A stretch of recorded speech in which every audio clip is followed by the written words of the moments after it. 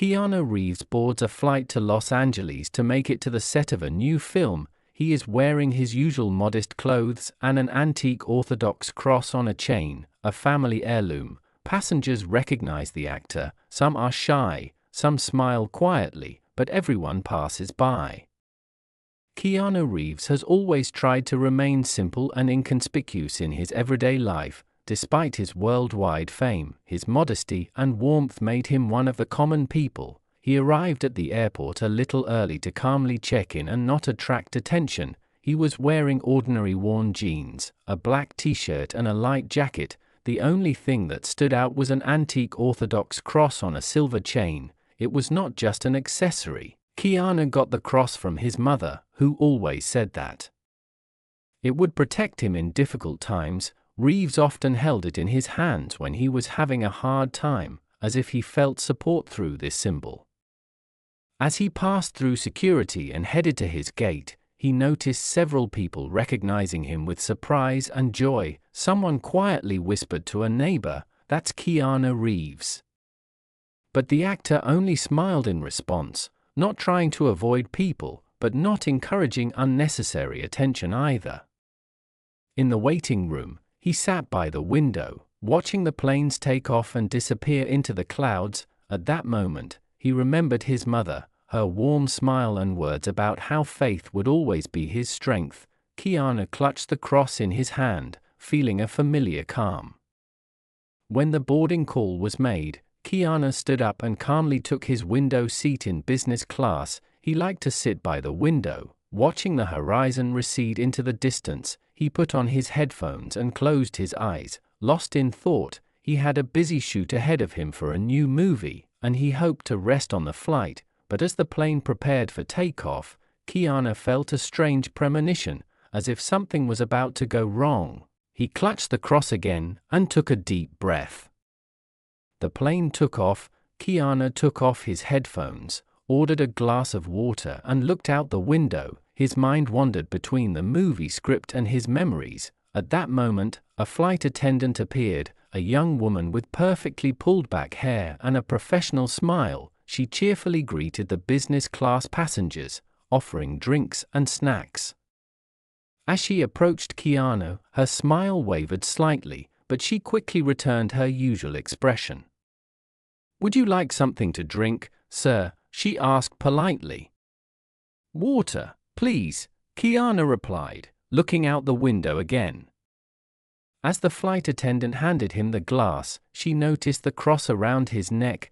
Her gaze lingered a second longer than it should have. Her face changed slightly, her expression hardening, as if something inside her had clenched. She said nothing, but Keanu caught the moment. He was used to noticing emotions. It helped him in his acting, but this was something different, not irritation, but rather an internal conflict.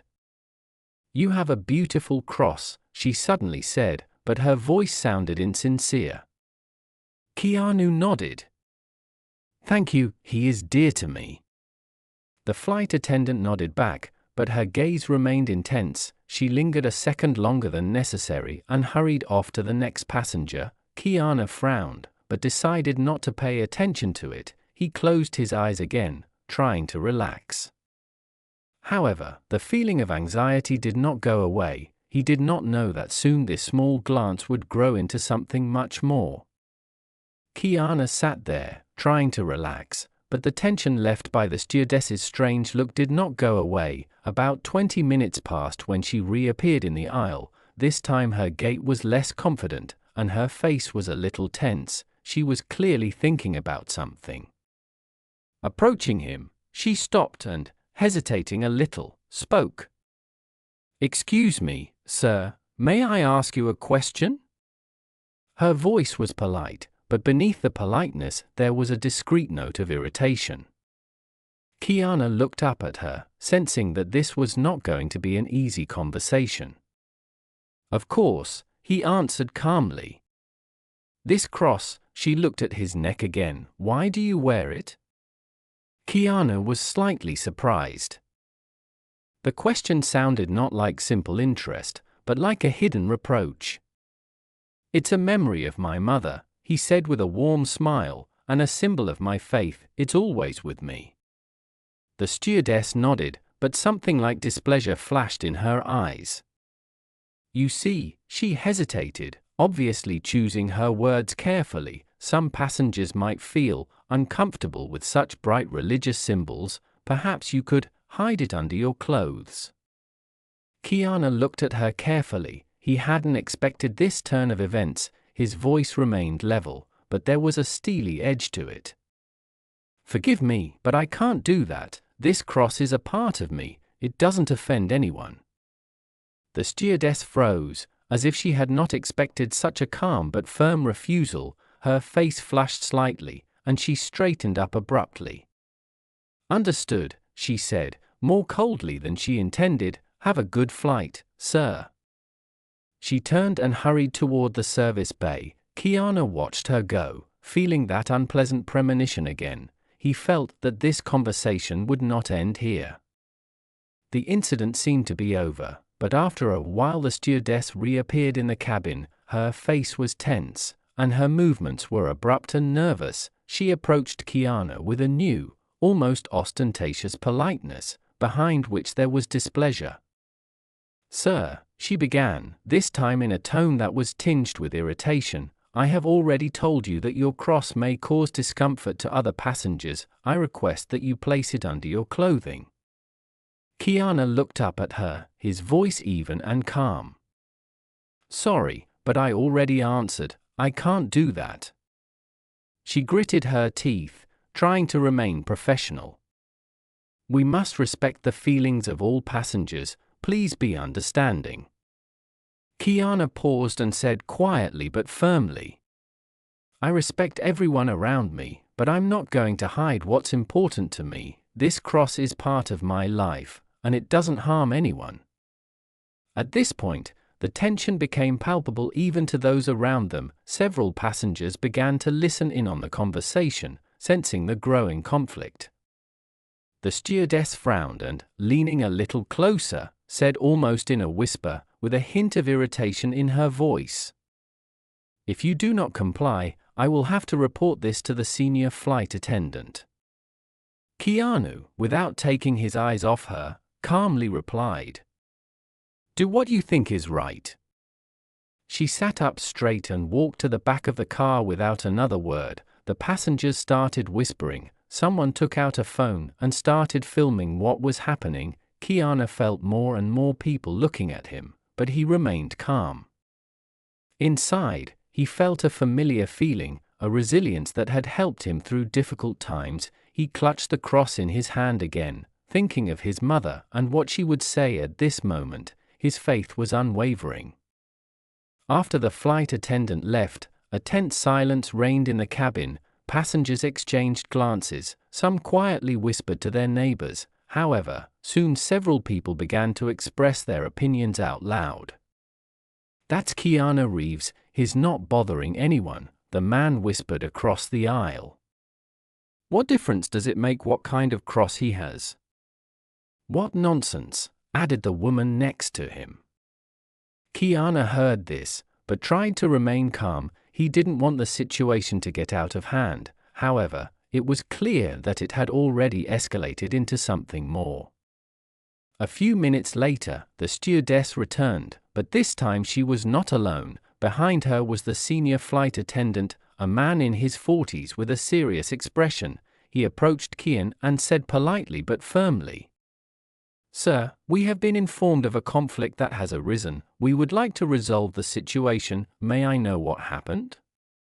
Keanu sighed and calmly explained, "I was offered to remove the cross because it could allegedly offend someone, but I don't think I should hide what is important to me. I don't impose my faith on anyone. I just carry the memory of my mother."